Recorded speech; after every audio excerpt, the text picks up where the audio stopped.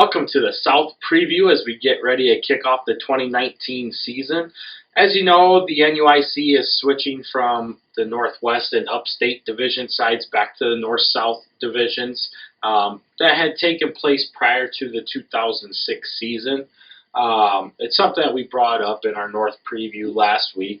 But here we are, we're in the South Preview, and just to reflect back on what had happened with the old Upstate side of the conference. Obviously, it was a super competitive year last year in the Upstate side of the conference with a lot of close games throughout.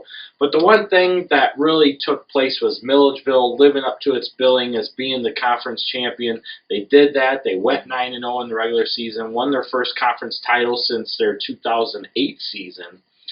But 2019 is going to bring us a new look, and it's going to bring us a division setup that has primarily been dominated by the EPCs, the Aquins, the Forrestons, and the Milledgevilles over the course of time. Well, and it's really interesting that you talk about that because obviously the EPC played in the Northwest Division prior to this. So it's kind of cool to throw them into the mix because since 2001, EPC has 7 conference titles. Aquins got 4, Forreston has 3, and Milledgeville has 2. Right, exactly. And then if you take a look at the state champions, this is a conference that's going to boast 5 of the state champions, with Aquin winning in 2005. And then you have EPC and Forreston both winning in 2014. Yep. And then, of course, it's been mostly Forreston there on from 2016 and 2018. Yep. So, obviously, with that, the South Division has the most state championships if you look over the past 5 years, as they hold 4 of them right there, with Forreston getting their 3 in the past 5 seasons and EPC getting their 1 title in 2014. Lena's the lone one out there. Yeah, exactly. So, like we said, it's a good balance as far as what the conference has for state champions since 2001. The South Division has 5. The North Division has 8. And then, but like you stated, you know, the conference titles with EPC, Aquin, Forreston, and Milledgeville, it's one of those things where, you know, there's not a lot changing here. I mean, you take a look at Forreston, EPC, obviously they've been conference powers in the Northwest for as long as the Northwest and Upstate divisions had been around, and Aquin was pretty much a consistent player in the old Upstate division as well. Milledgeville had a few down years in between 2008 to 2016 when they started to reignite and get back into the playoffs, and then it culminated with their 2nd conference title since 2001 last year, which ironically was on the 10-year anniversary of their last conference title. Of course. Do know that. Yeah, but, you know, the South Division, I see it being a very competitive division, much like the North. There's going to be a lot of unknowns. You have a lot of ability to make things open. You know, last week I think I made the mistake and I said you got 2 Upstate teams here and 2 Upstates here. But really, the South Division, you have 3 former Upstate teams with 4 former Northwest teams. So you have Milledgeville, Aquin, and AFC, and then Amboy, West Carroll, Forreston, and EPC. But like you stated, this is going to be a fun year. Really looking forward. You know, a lot of people at Forreston as the favorite coming back as the defending state champs.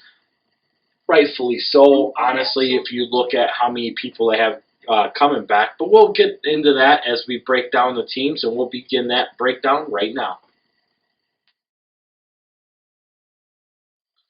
We're going to kick off with the AFC Raiders. Last year, AFC went 0-9 and 0-7 in the Upstate Division for a winless season, unfortunately. Obviously, AFC has been battling low numbers for a few years. But if you take a look at what they have coming in 2019, it looks like that they have a lot of improvement that can be made. Well, luckily, they start with a solid foundation of their quarterback has some experience. So even though they are a run-heavy team, like most of the NUIC, having that experience at quarterback, that's pretty vital. I mean, having that leadership position filled. And for their line, which you have a, quarterback without a line, they are actually bringing back some size, and they should average around 220 pounds. Yeah, I mean, that's going to be a big thing for AFC. They have to get that line moving. Obviously, having Ethan Drew back at quarterback is going to help things as it brings confidence and familiarity to the position, to the play calling. But what AFC tries to do is run a option-dominated run game, which is very cohesive to what the majority of the NUIC does. The problem is, can they get everything going in the right direction? So you mentioned having the line back with some size. That is excellent. They need that. But can that line push and move the defenders in order to make their option run game go? If they don't, they need to be able to make adjustments. And that's where having Drew at quarterback is really going to help them out, because if they have to go to a passing type offense, they have that ability to do so if Coach Winterland wants to change things up.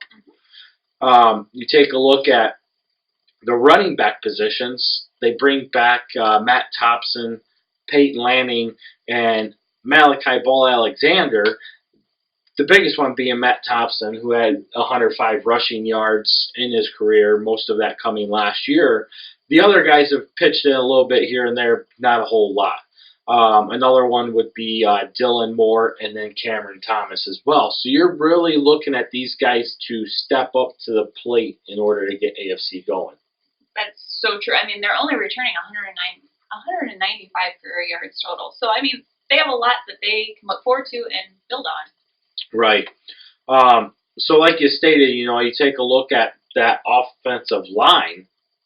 Obviously, with AFC, that offensive line will most likely be their defensive line. And you start with Jonah Hilliker, and then you have Tyler Reyes, Daniel Hoffman, Xavier Contreras, and then you have Aaron Case and Jay Fike as well. Granted, probably not all of them are going to play. Maybe some of them will play. Maybe Coach Winterland can have some play offense, some play defense, while a couple others do go both ways to kind of save fresh legs, or maybe he pulls them in and out. They have options there. But you take a look at where AFC has been. They have not been to the playoffs since the 2005 season, when they lost in the quarterfinals to eventual state champion Aquin. And that was back when they were still in the Four Rivers Conference before they came back into the NUIC. So obviously AFC has a lot of things to improve upon, to improve off an 0-9 season. And like you said, a tougher schedule is going to make those things harder for AFC. They're going to kick off with East Dubuque. They have not played East Dubuque since the 2014 season, when East Dubuque was in the old upstate division. Then they're going to have familiar foes in Orangeville and Stockton, but then they're going to wrap it up with Forreston, West Carroll, Milledgeville, Aquin, EPC, and Amboy, all teams that, have had AFC's number over the recent years, or teams that AFC has not even played.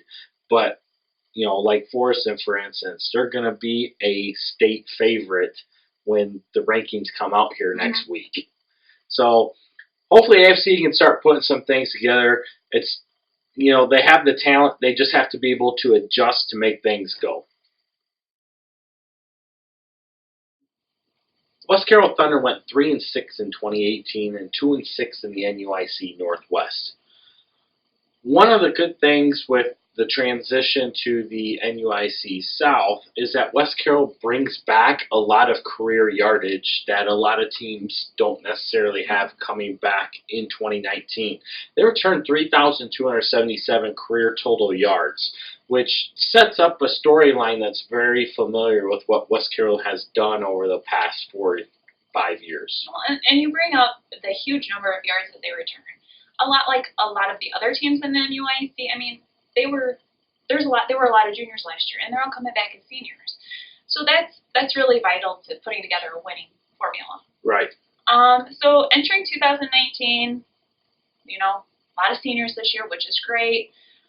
So hopefully, with that behind them, with that experience, they're going to be able to put it all together and win games. they just need to get a little bit of aggression, a bit more aggressive, and hopefully, play out their schedule, and hopefully they can make it to the playoffs.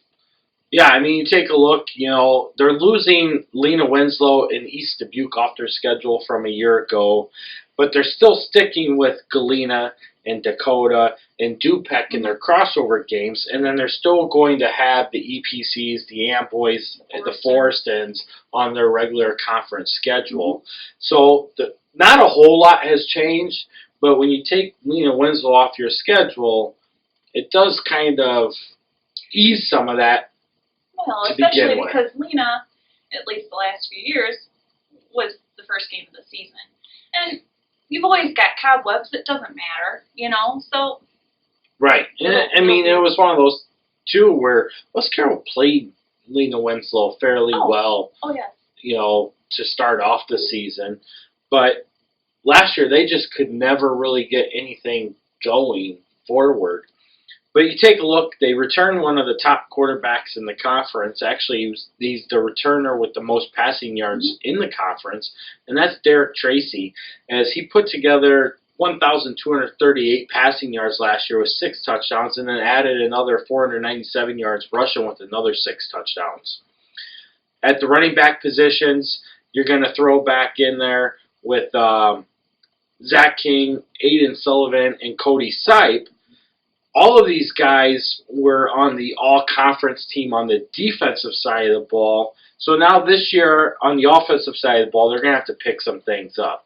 Obviously, Zach King was a first-team all-conference linebacker last year, but he only had 13 rushing yards.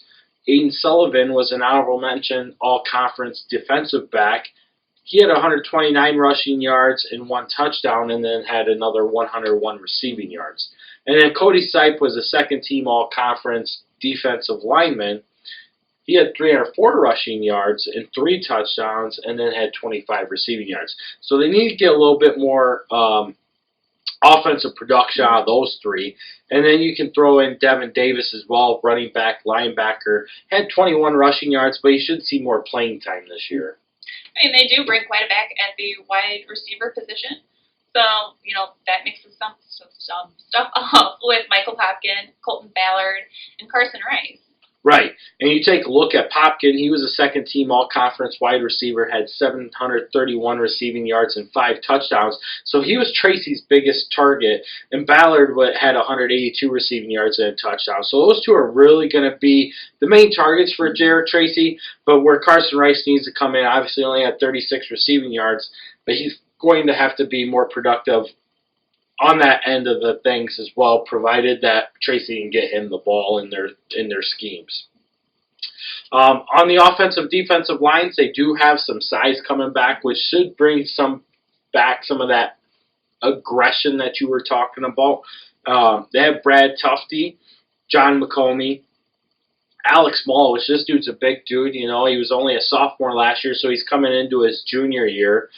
And he was close to 300 pounds last year, so that gives them some size, but can that 300 pounds get moving to create holes, get good pass blocking, things to that genre. And then you add in Angel Esquivel, Chris Bork, and Brady Handel, all 3 guys that can come in and make some minutes. Coach Lightson has some items that he can address here, similar to what we were just talking about at the AFC. Do you want to have some guys playing on the offensive line, some playing on the defensive line? Do you want them all trading in and out? He's got options there, but with his offense, they need to get points on the board. Defensively, they need to bring back that aggression that they had. And, it wasn't so much that they necessarily didn't have it all the way last year. They just got outmanned a lot, where this year, you're going to be a senior-heavy team. How do you want to finish? How do you want to be remembered? You got to go out there and put that fight in. And that's what this year's Thunder are going to have to do. The Amboy Clippers entered 2019 after going 3-6 for a 3rd consecutive year in the NUIC Northwest. They were 3-5 in the conference in itself, but since coming to the NUIC in 2016, It's been repetitive, 3-6, 3-6, 3-6. This year they returned 1,704 career total yards, but a lot of that is going to come on the legs of Marcus Wynn, their wide receiver and defensive back, who is going to be their biggest stud entering the 2019 season. Well, and unlike a lot of teams, we don't have an identified quarterback to replace Mitchell McLaughlin. So we'll have to see who takes that spot. But it could be Brady Jones. Right. I mean, I would assume that Brady's got some familiarity with the offensive schemes. You take a look at some of the things. He hasn't had a whole lot of varsity playing time, so it's hard to tell, as we don't pay a whole lot of attention to the fresh soft game, so to speak. Mm-hmm. We pay more attention to what's going on at the varsity level. But, there's that opportunity for them to do that as well. Who knows what Coach Jones will do at the quarterback position. It could be one of those where he grabs somebody last minute, hey, you're my quarterback, and that's how we end up with Mitchell McLaughlin to begin with. So, you just never know. Obviously, with the divisions realigning, the conference is going to get a little bit easier for Amboy, but it's not going to be that much easier, as they're still going to face the traditional powers of the NUIC Northwest and Forreston, EPC, and Lena Winslow.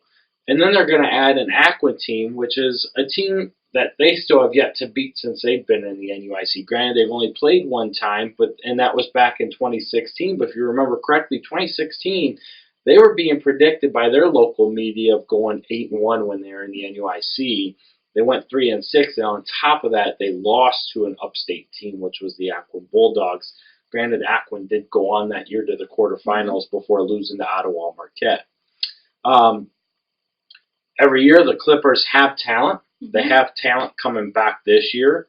But can Amboy get to the playoffs for the first time since 2014 is going to be the question. Like you stated, the quarterback is going to be a question mark, along with the line play. They need to have line play. It's going to be critical for them to take on the bigger teams. So you take a look at some of the things that they return. You got Austin Norman coming back at running back with 457 yards rushing and 5 touchdowns. Zach Wacarius is coming back at running back and linebacker. And like I had stated before, you look at wide receiver, Marcus Wynn, he was a first-team all-conference wide receiver, second-team all-conference defensive back, had 922 receiving yards last year with 8 touchdowns, which led the conference in receiving. And then he added another 72 yards rushing. Preston Henkel is another one that came back, wide receiver, linebacker. He'll be back this year as a junior. He had 253 receiving yards and 3 touchdowns as a junior, or as a sophomore, I mean. And then you got a couple guys that you're going to throw in there that could see some potential playing time. Sean Fitzpatrick at wide receiver, linebacker. Lane Bull, wide receiver, defensive end. And Luke Moore at wide receiver and defensive back. Take a look at the offensive and defensive lines, and you're looking at Corey Pinter, Seth Browning, Dominic McLeod, Justin Wacarius, and Joseph Ackert. Guys that Coach Jones can work around. Maybe they don't all see the field. Maybe they do all see the field. These are just guys that we have identified as people that could be put into these positions to help build the Clipper ship this year. And then at kicker and punter, you have Mario Carvajal returning. He was a first-team all-conference kicker. Potentially, he could be that guy that can help the Clippers get some points on the board. So, obviously, Amboy's got a lot of things to work with. A lot of things are still up in the air with Amboy. Can they get better in 3-6? Can they sneak into the playoffs? But they're still going to face a schedule that still looms large for them. The Aquin Bulldogs ended the 2018 season 4-5, and they went 3-4 in the Upstate Division in the first year under Brock Kunder, ending what was back-to-back quarterfinal seasons for the Aquin Bulldogs. Granted, some people had expectations of Aquin going 7-2 last year, but with their youth, a new head coach, so new system, you're just gonna have bugs. Yeah, there was just not a lot to really play on there. However, coming back into 2019, things are going to change a little bit for them. Oh, they're definitely gonna have bigger expectations.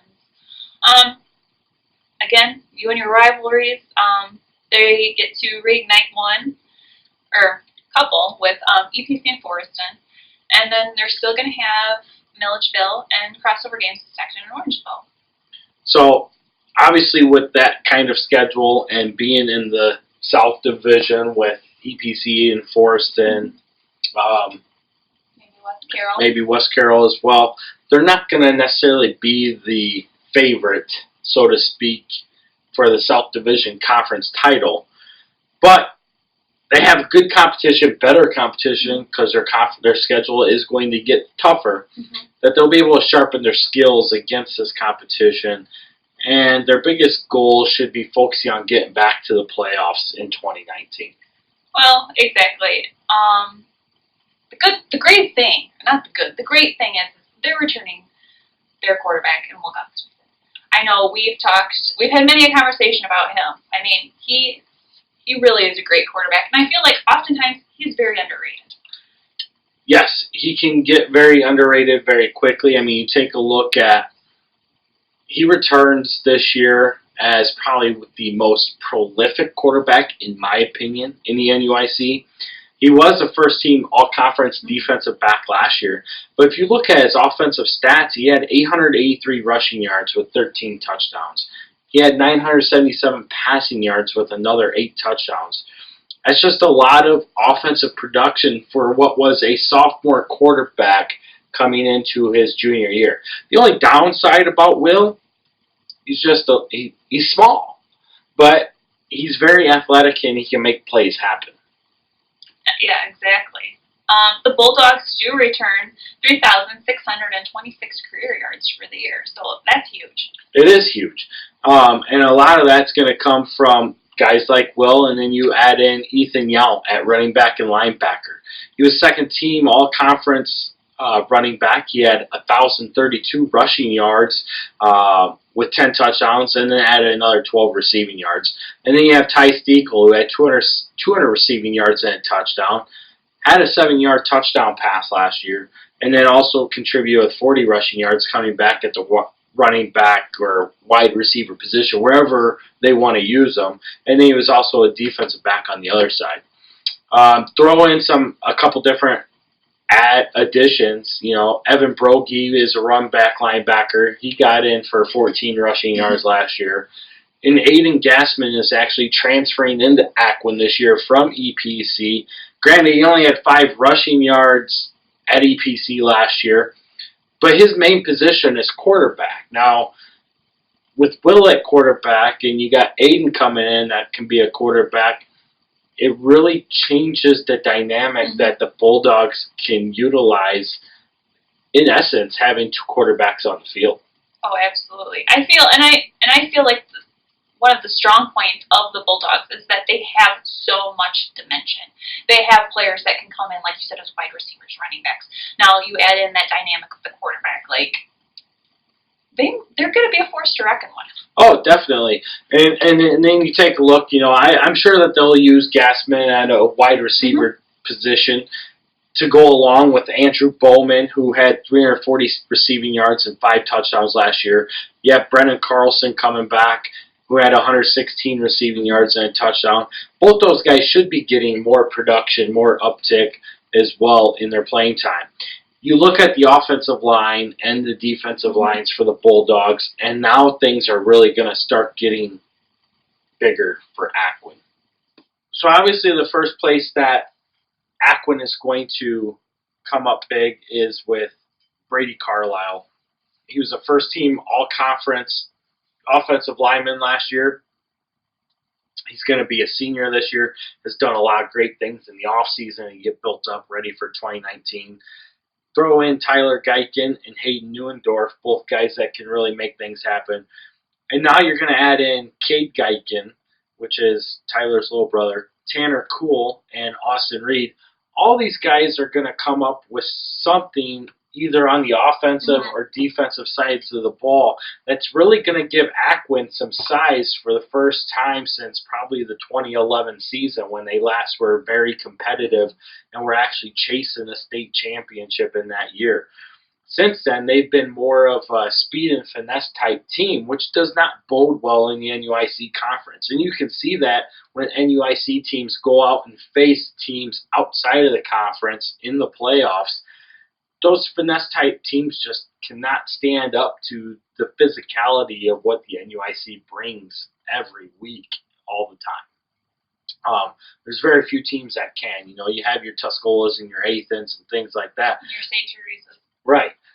And Aquin is building their line to be able to compete with some of these big dogs like EPC and Forreston and eventually Lena Winslow, where they've actually played Lena Winslow in the playoffs in 2017, but they've had to go up against Forreston each of the last 2 seasons, and now they're back in the conference with Forreston. So things are looking very good for Aquin right now, but that window of opportunity is not a very big window. It's a short window, and it's got to be 2019, 2020, and things got to get going. They have some good senior leadership that can help get that going.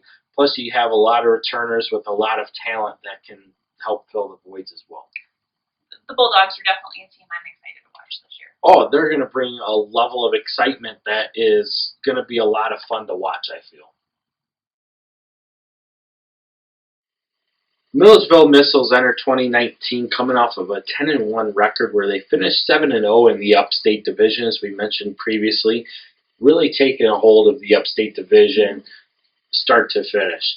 They ended up losing in the second round to the eventual state champs, the Forreston Cardinals, 22-20 in a thrilling overtime game, one of which they were not even giving much thought of as a team that would be able to compete with Forreston. Obviously, they proved a lot of people wrong, and it was great. They had an excellent team last year. Coming into 2019, things are going to change just a little bit. Yeah, they definitely have a lot of question marks going into this year. So we'll see what the new format, what that brings for them. I mean, it'll be interesting. Yeah, the south side of the division is going to get tougher for Milledgeville.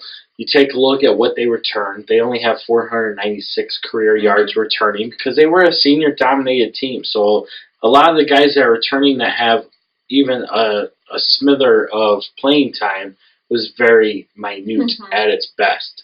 You know, they got mop-up duty when Milledgeville was winning 40-0 over AFC or whoever it was. But outside of that, you know, things are going to look different for Milledgeville. Obviously, they've been a player in the old South Division before. However, you got to go all the way back to the pre-2001 when it was still the Upstate Illini Conference to find where they were competitive in the South Division on a regular basis. You know, you take a look at 1998, 1999 when they went to back-to-back semifinals. The 98 season, they were actually undefeated. You know, obviously in 2008 when they last won conference prior to last season, they went to the state semifinals again, but that was when they were already in the upstate side, the upstate division. So, you know, the South Division is going to be an old look, but at the same time, Milledgeville wasn't as successful in that South Division as they were when they were in the Upstate Division. Like you said, though, I mean, the few players that they do return with a little bit of something. Nick Smith, he's going to return with 12 rushing yards and 1 yard of passing. And Marcus McKenna, he was the second-team all-conference tight end, 120 rushing yards, 2 touchdowns, and 39 receiving yards. So that's a start. It is a start. And, you know, like, and it's hard to tell which way Coach Rowe will go with those two guys because Nick Smith played some backup quarterback to Jack Munns last year, but Marcus McKenna is also one of those kids that had been a quarterback in the past as well. So obviously Coach Roble has some decisions to make there. Marcus is going to be a senior. Nick's only going to be a junior. So you have a little bit of flexibility there. Honestly, I think Marcus is going to be better set for the tight end position. But if you need a little bit of size, a little bit of knowledge to the varsity game, that's going to be the kid to go with at quarterback. So, it gives Coach Roble something to think about. And you bring up, the 496 career total yards that they're returning. You've also got Ryan Kendall at the running back position. He's got 102 rushing yards and 3 touchdowns. Ashton Nobis, he's running back, 21 rushing yards. Damon Miller, he's as a running back, bringing back 194 rushing yards and 2 touchdowns there. So, they still have some experience, which is good. Right, exactly. And so you got to take a look at what guys can they throw into the mix here. So you're going to add Connor Eubanks and Chase Sarber as potential opportunities to get the missile offense going down the field. Then you got to take a look at the offensive line, which is, of course, going to look at the defensive line. And you got guys like Logan Miners and Daniel Loans, Brandon I, Maxwell Phillips, Nathan Strong, Colton Stahl, and Blake Sherman, all guys that Coach Roble can work with in different positions. There again, he's got some decisions to make. They pose some pretty decent size, so it depends, how much drive do they have? What have they done in the offseason to get themselves better? Are they prepared to go where they need to go? Milledgeville, in my opinion, is going to have a drop-off here this year. I still think they'll be competitive. Obviously, they're looking at going to the playoffs for the 4th straight year, which would be the first time since the early to mid-'80s when Gary Harchie was still the head coach, relatively new to being the head coach of the Milledgeville Missiles. That's the last time that Milledgeville has actually made 4 consecutive trips to the playoffs. So Milledgeville has that riding on the line this year. Can they make it happen? Time will tell. They have a huge drop-off, obviously, like we've already discussed. But, after their showing with Forreston last year, I wouldn't count out the Missiles. Forreston Cardinals enter the 2019 season as the defending state champs. They finished 2018 going 12-2, 6-2 in the NUIC Northwest, and they won state with a 44-6 win over Camp Point Central in Champaign last year. Obviously, the Cardinals are going to return in 2019 as one of the preseason favorites to get back to DeKalb. They're going to be a definite favorite in the South Division Conference this year. And they return 3,052 career total yards. So not as high as, say, a West Carroll or a Aquin, but they bring back a lot, and they have a lot of kids coming back off that state championship team. Well, and like you said, they're a heavy favorite this year. But like you say here, they're kind of one of the hottest teams around now. But they do only have 2 conference titles to speak of since 2010. But, now with the readjustment, they're still going to have that opponent, EPC, which is what, obviously derailed them last year. Right. So, they're not getting off that easy with the change. Exactly. Take a look at their 2 losses last year. Obviously, week 2, they lost by a big score. They were down 29-0 to Lena Winslow. They ended up losing, I can't remember what it was, 36-16, I believe. So it was a 20-point loss. And then they got their doors blown off 2 weeks later by EPC in Forreston, 34-8, I believe it was. But you get to the back end of the schedule, and Forreston travels into Lena Winslow in the semifinals and pulls out a 34-28 win over Lena Winslow to get to that state championship game where they end up blowing out the WIBC North co-champion in Camp Point Central for the title. And in the process, they earned their third state title in the last 5 years, becoming the quickest NUIC team to reach 3 state titles. And as you said, you know, they're the hottest team in the conference right now. I mean, nobody is playing to the level of Forreston as far as winning state championships. Well, and, you know, our friend Coach Zick, I mean, how awesome was that for him? I mean, they lost 0 momentum from the Dick era to the Zick era. I mean, that says that's a huge thing. Right. I mean, not only for the players, but the coaching staff, too. So, it'll be interesting to see. Like the other teams, I mean, they didn't lose a lot. They only lost 7 players, 7 seniors last year. Yeah, that's on their sorry, defense. Helps if I can read. That's all right. But yes, no, you're right. The defensive side of the ball is going to be the area where Forreston needs to build back up, which is very similar to what you saw coming off the 2016 state championship team entering 2017. They had a lot of offensive weapons, only returned 4 defensive starters, and that's pretty much the same aspects that Forreston's going to be in this year. They're going to return quarterback Bailey Culler, who had 145 yards rushing with 5 touchdowns. He threw for 560 yards and another 6 touchdowns.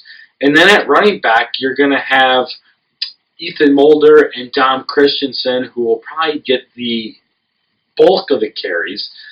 Ethan was a second-team all-conference linebacker, had 1,029 rushing yards and 13 touchdowns on the offensive side of the ball. Dom Christensen came off a little bit later in the year after a slow start, finished with 777 rushing yards, 8 touchdowns, had 117 yards receiving and 3 touchdowns, and he had the kick return touchdown that got Forreston to the state championship game in that semifinal win over Lena Winslow. So as is the norm with Forreston, you have a plethora of people that are going to carry the ball. Forreston likes to carry 6 running backs, which is unheard of most of the time. But they do it to keep fresh legs. So on top of those 2 returning, you have Austin Mitchell, who actually saw some starting time last year. He was returning with 173 rushing yards, 2 touchdowns, also had 31 receiving yards. You're returning Jordan Neuschwander, who was the conference champion in the 100 and 200 meter yard dash last year. He only had 12 rushing yards last season, but he's entering his junior year now, so he should see more time in the backfield. Then you have Gabe Owens, Caden Shelton, and Braden Polish as well. All those guys contributed 54 yards or less, or 58 yards or less, but they were all in there at some point in time. Were able to play on the defensive side of the ball at some point in time. Very familiar with what Forreston wants to do schematically. Absolutely. And then, obviously, to add a little bit more onto that, you have Jacob Boomgardner, who is a tight end. He comes in as a second-team all-conference tight end with 50 receiving yards. Seth Nelson. I mean, they're going to be a force to reckon with. Right. And then you take a look at the line play. You have Derek DeVries returning. He was a first-team all-conference offensive lineman, second-team all-conference defensive lineman. Kyler Hienefeld's returning at center and defensive line. And then you throw in Jacob Dye, Travis Willison, and William Davis. All these are guys, and Colton Moser. These are all guys that can really play dividends as far as what Forreston wants to do offensively and defensively. But it's on the defensive side of the ball where they're going to need to shore up a little bit. We can sit here and talk the X's and the O's all we want. We know what Forreston's going to run on offense, and we know what they're going to run on defense. We know they have the personnel on offense to make the engine go, but do they have the boys on the backside that are going to stop the opposing offenses? I think they do. It's just identifying who's going to go where to fill the gaps that they have. Well, I feel like the gaps are small. I do too. I mean, I expect Forreston to be ranked in the top 3 when the state rankings come out next week, which will be right into the week going into kickoff. You know, between them and Lena Winslow, which has been the case each of the last 2 years, and they've actually played each other in the playoffs each of the last 3 years, it's going to come down to one of those 2 teams, in my opinion, once again in 2019. The big thing is, can they stay out of their heads and stay focused on what needs to happen rather than thinking, oh, by the way, we're going to win state this year. That can be detrimental to any level. Exactly. So the Cards have a big season ahead of them, and it all gets going here very soon. They will have kickoff in Dakota in week 1. That is been voted as the Deep Dish Football Game of the Week as well, so Coach Big Pete will be at that game. Good atmosphere, obviously. Coming to Dakota, a former conference rival, still going to be a cross-conference game, but a rematch of the quarterfinals last year. EPC ended the 2018 season with an 8-0 record in the NUIC Northwest, winning the conference title outright. They finished the year 12-1 after losing in the semifinals to eventual state champ GCMS 14-7. Coming into 2019, EPC obviously had a very senior-dominated heavy team last year, so things are going to look a little different this year. They're only returning 4 starters, right? Yes. Yeah, so it will definitely be a different story coming into this. They are returning 949 career total yards. And their quarterback this year is Logan Christian. He's never quarterbacked, and I don't even believe he's played football before. So obviously, EPC's got some things going on there. They lose a lot of talent, but they're relying on these 4 starters to guide an inexperienced team in 2019. Apparently, I can't talk now. However, you take a look at what they do have returning, and some of those areas that are going to be key. First off is going to be Braden Herron, running back, linebacker. He was a first-team all-conference linebacker.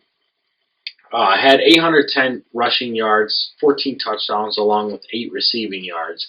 And if you take a look at the other 3 starters, you have Eli Dirtz, Bryson Sturdivant, and Wyatt Hammer, all on the offensive and defensive sides of the ball on the line. Eli was a first-team unanimous all-conference offensive line, a second-team all-conference defensive line. Sturdivant was a first-team all-conference center. And Wyatt Hammer is actually returning as a 4-year starter. He didn't get all-conference accolades, but he's another guy that's going to have a big impact for EPC this year. Oh, and to start adding to that, like you said, you brought up Heron with what he brings, and then Travis Caney, Jet Isaac, and sorry if I butchered that, and Bishop Grosinger. Yeah, Bishop Grosinger is going to be new to the set. Jet Iskey is actually relatively new. Sorry. It's okay. I had my name butchered all growing up, too. But yes, you're right. These guys are going to be some complementary backs that they're going to be able to work with Heron in the backfield. I expect Heron to be the bulk of the carries at the fullback position, getting the tough yards up the middle, like he pretty much did last season. Looking at wide receivers, you're going to have a lot of inexperience here. You have Xander Endress, Braden Preston, who's coming back out for football for the first time since his freshman year, and Carson Klaus. All these guys are going to be wide receivers, defensive backs. Klaus is going to be a linebacker. But then if you go down to the offensive line again, you have Caden Kohlauer, who is going to play cornerback / linebacker on the defensive side of the ball. But on the offensive side of the ball, he's going to be on the line. Mm-hmm. So obviously it tells you that he's not very big, but he has some strength. Obviously he has some speed. And then you add in Braden Dens as well to round out that offensive defensive line part of the ball. And, EPC has things to work with. Coach McNutt has a lot that he can do here but they're going to have to re-identify and see what they really are coming into 2019. Last year, you knew they were going to be a run-dominated team. You know, Coach McNutt comes from a place like Warren, where they were a big spread-heavy team. He was a passing quarterback in college. He knows and understands the spread offense. Obviously, he was able to show that he can run a wing-dominated offense as well. So it really brings a lot to Coach McNutt's plate on what he can do. He's showing that. But this is the year that, you know, the EPC faithful are really going to lean on McNutt to be, is he our coach? Can he lead us even in a down year? So a lot's riding on what Coach McNutt can do this year.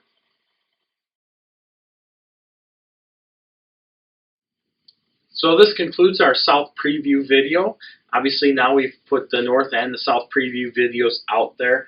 Obviously we have a lot of big games as we start to enter into the conference play. Kickoff is 12 days away.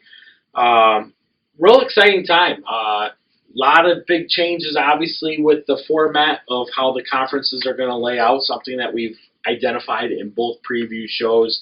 Really excited to see how it plays out. A lot of teams are coming up with some new talent.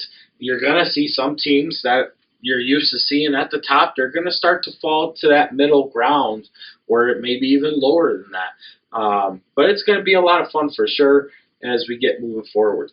Well, let's start off by giving a shout out to our friend Coach Big Pete at Deep Dish Football. He's going to come and join us week 1. We're going to be taking in the Forreston Dakota matchup as well as the Aquin Bulldogs matchup. Yes, definitely. So big things there. It's great to have Coach Big Pete from Deep Dish Football coming to the NUIC. It helps give the NUIC more exposure, especially going into the Chicago-type market where Deep Dish Football comes out of. Obviously, he has done some games in the past. He's done Forreston Fulton game in the playoffs, and he's done the Forreston Marquette game in the playoffs. So, but both of those games were actually on the road, so this is the first time he'll be in NUIC country. For a game. He's been here before for preseason stuff, but never for a game. So this is exciting times. Looking forward, we'll have our predictions coming out soon. We'll have that probably within the next week or so before kickoff, obviously. So we would like for you to participate with your predictions. We know that we put a posting out a while back asking you to vote in a poll on who you thought was going to be the conference champ. But let's put some records behind it, see if you guys are interested in doing anything like that. Just to put some fun out there. Lots of big games, though, coming into week 1, which we'll cover in our week 1 video, which will be next week.